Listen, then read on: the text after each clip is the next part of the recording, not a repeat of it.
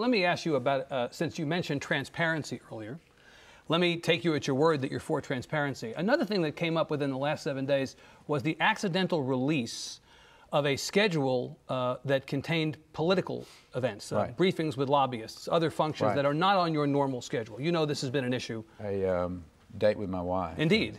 But I think what people were paying attention to on that second schedule, Governor, was not, 8 p.m. Anita and I watch Glee. It was actually more like briefings with Dick Tribulsi and Dick Weekly from Texas for Lawsuit Reform. It was more political stuff. Now, the schedule that your office releases is spare enough that a meme has developed during this campaign, Part-Time Perry.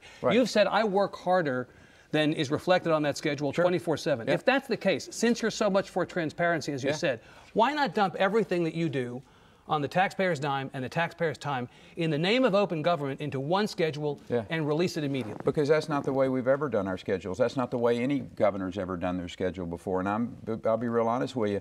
I don't think it's your business when I go to the hospital or where I take my wife or who I meet on my private dime. So redact that stuff. But do tell us about the other stuff. Okay, that's what we've done. We did redact that.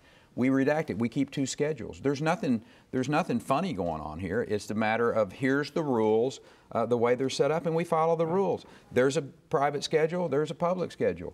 And what I do in my private time, frankly, except for the voyeurs of the world out there, is private. Is my business. But what about the political work that you do as in the course of a campaign? It's on the schedule. No, it's not on the first schedule, Governor. Not on the schedule that's been alleged to be only 8 hours of work. If it's the government's work, it's on that schedule.